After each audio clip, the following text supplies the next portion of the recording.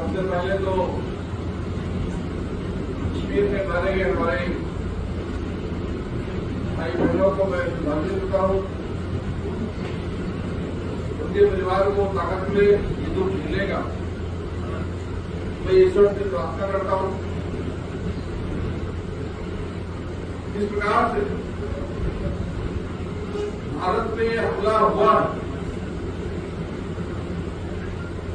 और ये सभी जानते हैं कि ये हमला पाकिस्तान के तरफ से, पाकिस्तान द्वारा समर्थित, पाकिस्तान के ताकत से, सपोर्ट से हुआ।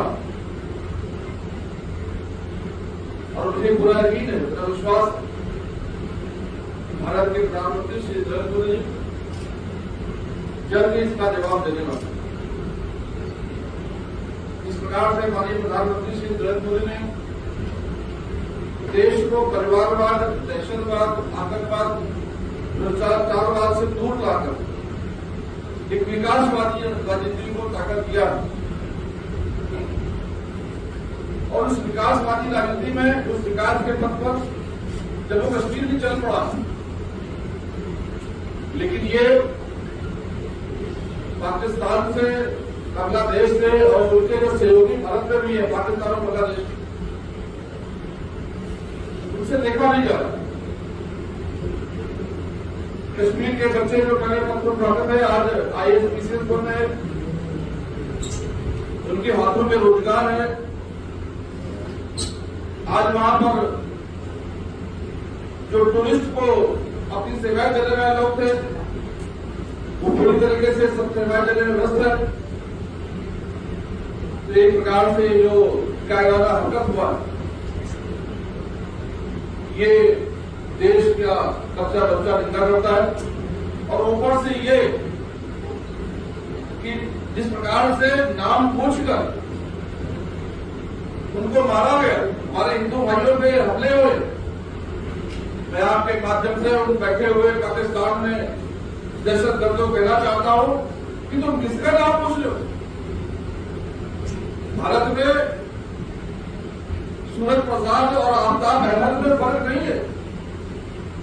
भारत में राम और रहीम नाम में फर्क नहीं है। नाम अलग अलग हो सकते हैं, लेकिन हमारी पहचान एक ही है, भारतीय। हमें कोई अलग नहीं कर सकता, हमें कोई बांट नहीं सकता। भारत में, हिंदुस्तान में रहने वाला हर व्यक्ति हिंदू है और हम एक हैं। इस प्रकार से पहले पंजाब के नाम पर पाकिस्तान को बनाया गया और वहां जो आज हमारे मुस्लिम भाई भी हैं वो खुश नहीं है। तो यहां से गए, अरब से प्लान करके उनको मुहाजिर कहा जाता है, उनके साथ भेदभाव होता है। हमारे हिंदू भाइयों की हत्या हुई, वो यहां पर वापस आए। बांग्लादेश फिर से टूट के कगार पर। मैं आपके माध्यम से संदेश देना चाहता हूं, भारत में रहने वाला हर व्यक्ति भारतीय है, हिंदू है, हमें कोई बांट नहीं सकता। हमारी संस्कृति एक है, हमारी विचारधारा एक है, हमारी पहचान एक है। और इसको कोई हमसे अलग नहीं कर सकता। इस प्रकार से वहां 3 पश्चिम बंगाल के हमारे हिंदू भाइयों की हत्या की गई, उसे नाम पूछा गया। वो खेल पहले पश्चिम बंगाल में हो चुका। मुझे तो ये लगता है कि ये जो क्रोनोलॉजी है वो दोनों एक ही है। कोई ना कोई षड्यंत्र, कोई ना कोई आपसी रिश्ता जरूर है जो पश्चिम बंगाल में हुआ। वही नाम पूछकर हिंदू भाइयों को अटैक तो है पहलगाम में भी किया गया। मैं माननीय अमित शाह जी से मांग करूंगा कि ये तार कहीं पश्चिम बंगाल से नहीं जोड़ रहे, क्योंकि यहाँ में हमारे हिंदू भाइयों की हत्या की जा रही है, उनके घरों जलाया जा रहा है।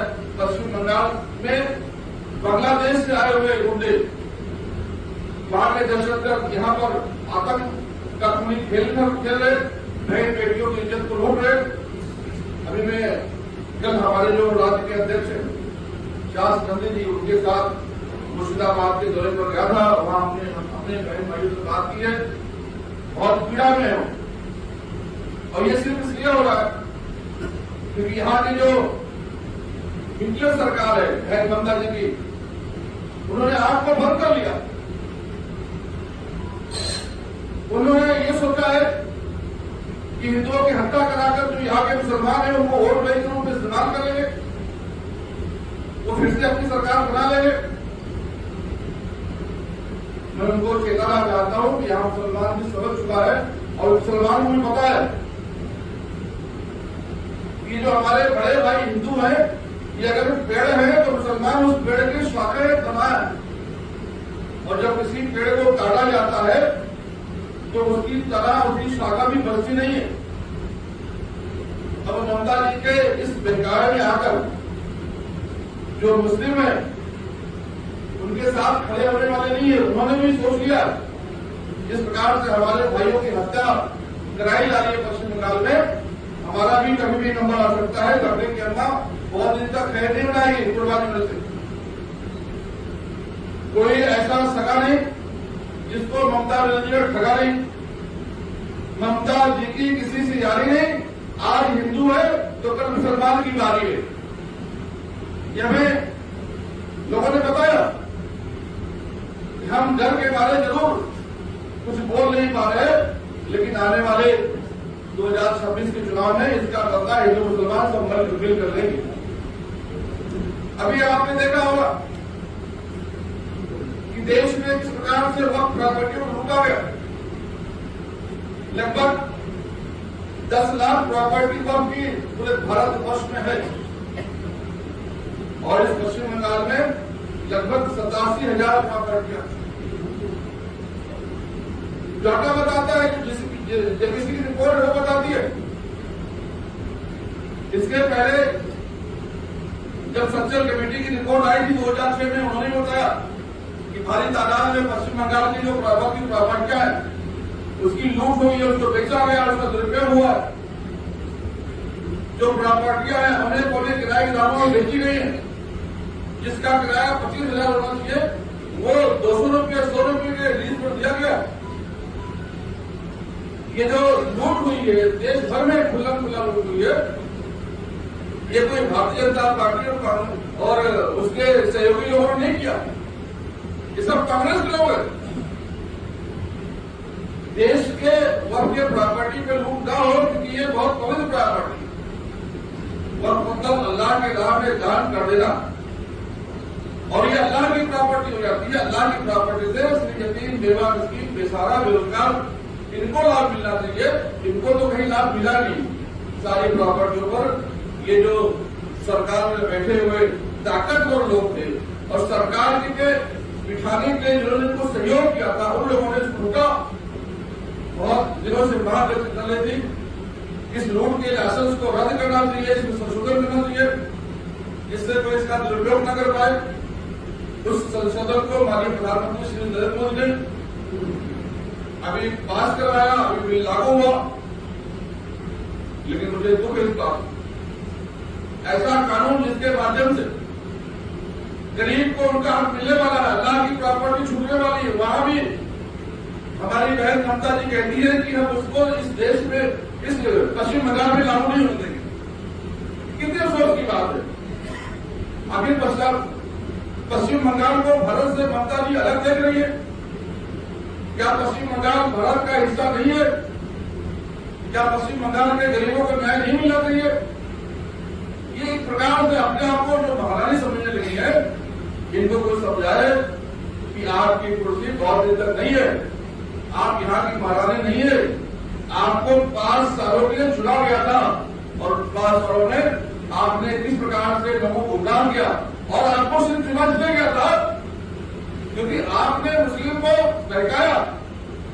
आपके बहकावे में आकर, डर में आकर जो आपने डर दिखाया सीए के नाम पर, ठीक चुनाव से पहले 21 में इसी प्रकार से जो सीए कानून लागू हुआ था, यही ममता बनर्जी कहती थी कि यहाँ के जो हमारे भाई बहन मुसलमान हैं उनको पाकिस्तान भेज दिया जाएगा, उनको बांग्लादेश भेज दिया जाएगा, उनके घरों को छीन लिया जाएगा।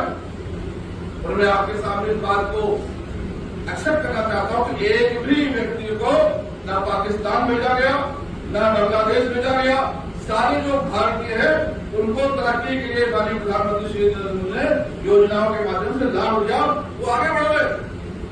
और इसी प्रकार से अब 2026 के चुनाव में ये वक्त अमेंडमेंट बिल को एक चुनावी हथियार के रूप में इस्तेमाल कर हमारे यहाँ पश्चिम बंगाल के भाई बहनों को वो ठगना चाहती है। तो मैं आपके माध्यम से वो कहना चाहता हूँ कि अब कांड की हानि बार बार करने वाली नहीं है। आपके गुमराह करने में कोई नहीं होने वाला है, क्योंकि यहाँ के भी लोगों को पता है, पश्चिम बंगाल के हमारे जो भाई बहन है उनको पता है कि आपने किस तरह से अपने मंत्रियों के माध्यम से वक्त की प्रॉपर्टी को लूटा। मौलाना आजाद साहब के जो फादर है मौलाना खैरुद्दीन साहब, उनकी मजार इसी कोलकाता में है। उनके मजार के आसपास की सैकड़ों दुकानें, सैकड़ों प्रॉपर्टी जो वहां पर थी उसको ऐसे ही आक्रमणकारियों के हवाले ममता बनर्जी ने कर दिया। आज वहां दरगाह में जाएंगे तो वहां दरगाह पे जाने के लिए जगह नहीं मिलती है। उसी प्रकार से जो यहाँ पर प्रॉपर्टी है, उस प्रॉपर्टियों में जो 80,480 प्रॉपर्टियां हैं, उसमें 6,000 प्रॉपर्टियों को इन्होंने अपने माफियाओं में हवाले कर दिया। ये जेपीसी की रिपोर्ट में भी है। और उसमें कौन लोग हैं? उसमें एक नंबर के जो सबसे बड़े कब्जेदार है वो फरीद हकीम साहब है, जिनको बाबी हकीम भी कहा जाता है। वो इनके मंत्री हैं, यहाँ के मेयर भी थे। उसी प्रकार से दूसरे इनके लाडले मंत्री हैं इमरान साहब, जो राज्यसभा के एक एमपी है। उसी प्रकार से काकी साहब, जो वक्त माफिया के रूप में से निकाल जाते हैं, जो भी मंत्री हैं।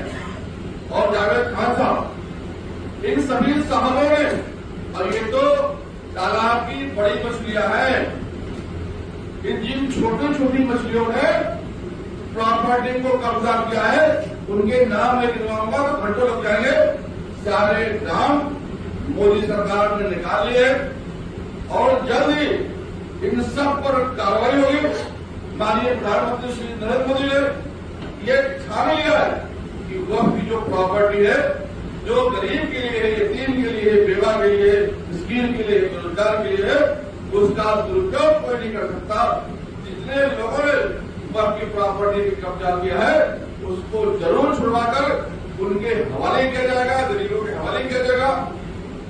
उसका जो इनकम है उससे स्कूल बनाए जाएंगे, अस्पताल बनाए जाएंगे, शिक्षा में लगाए जाएंगे और मुसलमानों के भी तरह की व्यवस्था उनके ही पैसे, वक्त के पैसे से जरूर किया जाएगा। इन सब विषयों को लेकर मैं आपके बीच में यहाँ पर आया हूँ और मुझे खुशी इस बात की कि जो लोग अपने आप को मुसलमान की पार्टी कहते थे, जो लोग मुसलमानों के अपने आप को हमदर्द करते थे, अल्लाह पाक ने उनको इस काम में नहीं लगाया। क्योंकि मेरा ऐसा मानना है कि जिस प्रकार से मुस्लिम देशों ने माननीय प्रधानमंत्री श्री नरेंद्र मोदी को अपने देश के सर्वोच्च पुरस्कार दिए हैं, उनको सम्मान दिए हैं, ये काम देकर वक्त प्रॉपर्टी, अल्लाह की प्रॉपर्टी, अल्लाह ने अपने प्रॉपर्टी का काम देकर माननीय प्रधानमंत्री को ये बताने का काम किया है देश को, यही आपके सही मसीहा है, यही आपके सही हमदर्द है।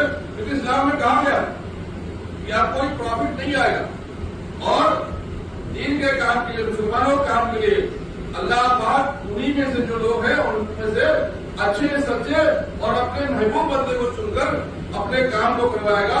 मैं तो ये मानता हूँ कि अल्लाह पाक ने अपने महबूब बंदे के रूप में मोहतरम माननीय मोदी साहब को चुना है, हमारे प्रधानमंत्री श्री नरेंद्र मोदी को चुना है और वो अपना काम करवा रहा है। ये बहुत सौभाग्य की बात है और मुझे पूरा विश्वास है कि अब जो देश भर के हमारे मुस्लिम भाई हैं और जो हमारे गरीब भाई हैं उनके लिए एक तरक्की का रास्ता इस वक्त बोर्ड के माध्यम से खुलेगा।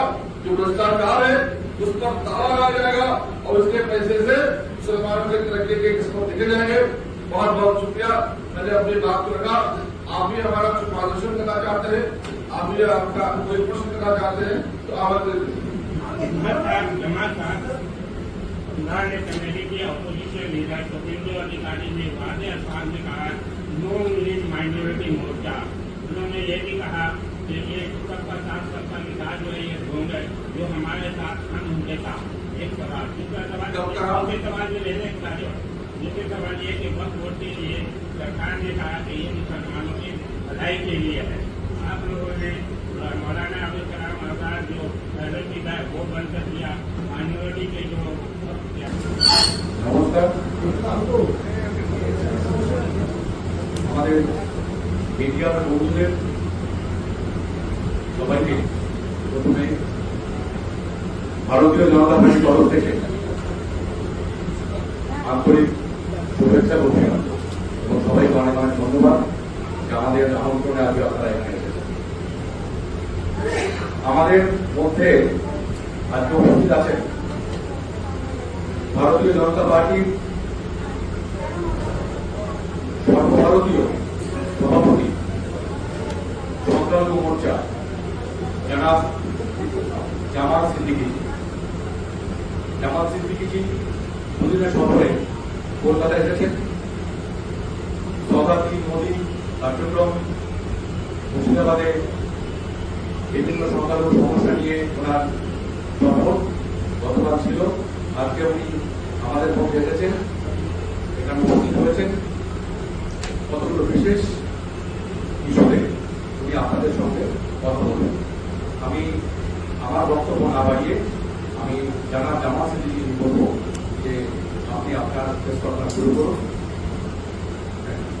राजनीति कब कहा इसको जरा मेंशन करें। उसके बाद भारतीय जनता पार्टी ने सदस्यता अभियान चला। लगभग 38 लाख लोग भारतीय जनता पार्टी में अल्पसंख्यक समाज के अल्पसंख्यक मोर्चे के माध्यम से सदस्य बनाए गए। और आप देख रहे हैं कि एक बहुत काबिल और बहुत रोजगार और बहुत कर्मठ हमारे अध्यक्ष जो नंदी साहब वो काम कर रहे हैं और योजनाओं को हमारे प्रधानमंत्री के कामों को नीचे तक पहुंचाने में काम करे। पूरा अल्पसंख्यक मोर्चा काम कर रहा है। हमें किसी के बहकावे में आने की आवश्यकता नहीं है। और जो दूसरी बात आपने कहा, जो अल्पसंख्यक में योजनाएं थी वो आपस में टकरा रही थी, क्योंकि ये जो गरीब कल्याण की योजनाएं निकली हैं, जो आपने आजाद साहब के नाम की स्कीम बताई, अभी वही सेम स्कीम ओबीसी में जो मुसलमान आता है उसको ज्यादा पैसे वहां ओबीसी डिपार्टमेंट से मिलता है। जो मुसलमान ओबीसी में नहीं आता है, आपने देखा होगा प्रधानमंत्री श्री नरेंद्र मोदी ने एक ऐतिहासिक निर्णय लिया जिसपे जो ओपन कैटेगरी लोग थे, सैयद थे, प्रधान थे, खान थे, सुल्तान थे, मिश्रा थे, सिख थे, जो फॉरवर्ड क्लास के लोग थे, जो ओपन कैटेगरी लोग थे, उनमें जो गरीब हैं, गरीबों के लिए इकोनॉमिकल बैकवर्ड क्लास के लिए जो आर्थिक रूप से पिछड़े हैं उनके लिए 10% का आरक्षण दिया, सरकारी योजनाएं दी, स्कॉलरशिप दिया, वो सब ज्यादा मिलता। इसलिए जो मौलाना से अप्लाई नहीं करते थे वो पैसा बच जाता था। और आपको पता है एक बार अगर मार्च अप्रैल में ऐलान हो गया तो साल भर में पैसा पड़ा रहता था, फर्स्ट नहीं होता था, बाद में वापस जाता था। इसलिए उस स्कीम को कम करके लोग यहाँ ज्यादा आर्थिक लाभ ले सके, इसके लिए किया गया।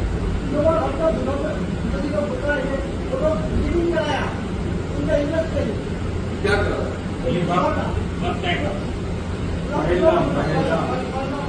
देखिए, ये शर्मनाक बात, राजनीति होनी चाहिए, लेकिन हमारी गंदी राजनीति का फायदा पाकिस्तान न ले, बांग्लादेश न ले, भारत के तरफ तिरछी नजर देखने वाले न ले। लोग हमारे इन बातों का दुरुपयोग न कर सके जिससे हमारा दावा पाकिस्तान पर कमजोर पड़ सके, इसका ख्याल रखना चाहिए। लेकिन लोग सत्ता के लालच में इस प्रकार की निर्णय लें कि आपस में ही एक दूसरे को ब्लेम कर ले, ये बहुत दुर्भाग्यपूर्ण है। और इसका जवाब इस प्रकार से पहले माननीय प्रधानमंत्री जी ने दिया, वहां पर स्ट्राइक करके, वहां पर सर्जिकल स्ट्राइक करके, इस बार में इसका जवाब जरूर मिलेगा और पाकिस्तान को इसका जवाब होके खानी पड़ेगी।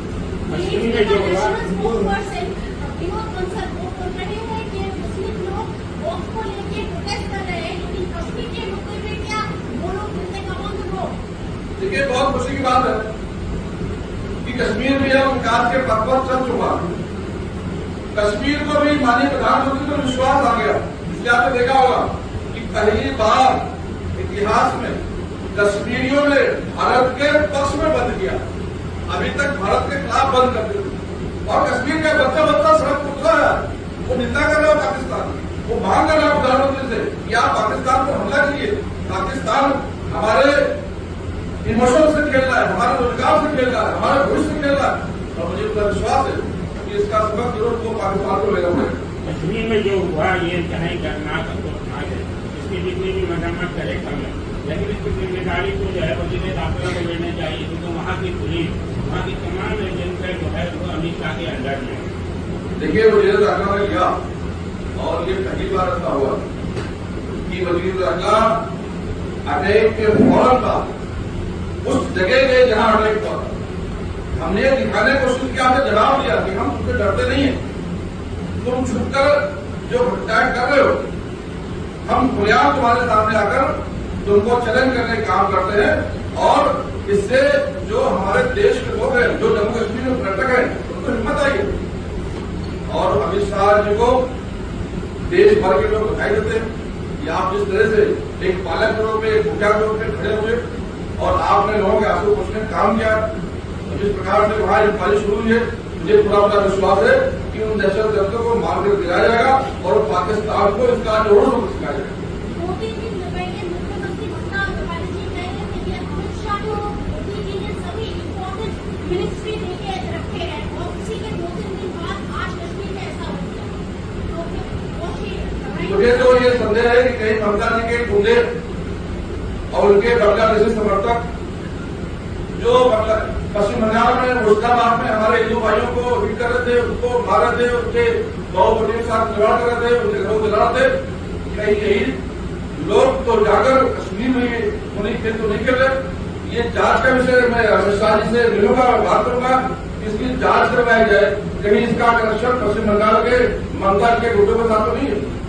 भाजपा के कुछ नेता बोल रहे हैं कि यहाँ पे हिंदुओं का जो हाल है, अपने बचाव के लिए कुछ घर में आर्म्स रखना चाहिए। तो आपने बेंगाल का ये विजिट टू बेंगाल सोच भी कि अपने सुरक्षा के लिए घर में आर्म्स रखना चाहिए। देखिए सिचुएशन तो इंटरनेट दीदी ने खराब करके रखा है। एक भय का माहौल है, एक जो है लोगों में एक ऐसी आश्वासन की भावना जाग रही है कि यहाँ की सरकार पर लोगों पर भरोसा नहीं है। यही वजह है कि केंद्र से माननीय प्रधानमंत्री जी को, अमित शाह जी को लक्षण भेजने पड़े, सुरक्षा एजेंसियों को भेजना पड़ा, लगाना पड़ा। हाँ, अगर किसी भाई को लगता है कि हथियार रखने चाहिए तो लाइसेंस लेकर, कानूनी तौर से लाइसेंस लेकर उसको जरूर हथियार रखने चाहिए, क्योंकि ममता के कानून पर किसी को भरोसा नहीं, मुझे भी नहीं है। मुझे वायु श्रेणी की सुरक्षा, मैं कल से दौरे पर हूं, मैं मुर्शिदाबाद गया, हरिहरपुर गया, मैं हमारे भाई बहनों से मिला जाकर, लेकिन ममता की सरकार ने मुझे वायु पर सुरक्षा होने के बाद भी कल सुरक्षा नहीं दिया। आज मुझे 2 कार्ड मिले। तो जब ये मेरे से पदाधिकारी के कार्ड जिनको सुरक्षा दिया गया है सरकार की तरफ से, उस कानून को नहीं मानती है, यहाँ सुरक्षा नहीं देती है, तो हमारे भाई बहनों को अपनी सुरक्षा की जिम्मा तो लेना ही पड़ेगा। इसमें कोई बुराई नहीं है, आपका सुरक्षा अपने हाथों में रखना चाहिए, और ममता बनर्जी के भरोसे रहेंगे, इसी प्रकार से लगेंगे।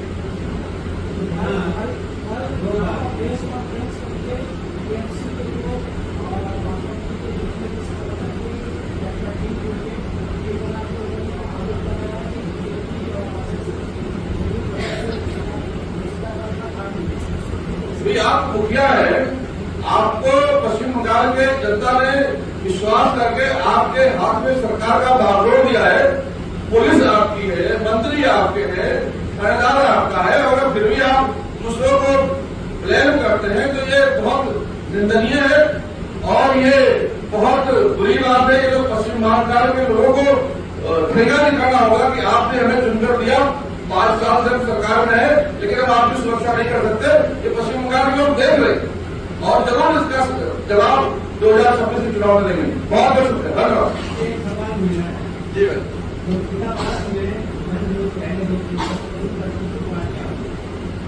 कितने लोग मारे? ये तो आप बताएंगे, मैं तो बाहर का मेहमान करता हूँ। कितने लोग मारे गए और क्या मैं भारतीयों की बात कर रहा हूँ, ये हिंदू मुसलमान में बांटा छोड़ दिए, हम एक हैं, हम एक रहेंगे तो सेम रहेंगे, हम सबकी बात कर रहे हैं। भारत में रहने वाला हिंदू, मुसलमान, सिख, ईसाई भारतीय है, हर हिंदुस्तानी हिंदू है, इसलिए आप हिंदू की बात कर रहे हैं।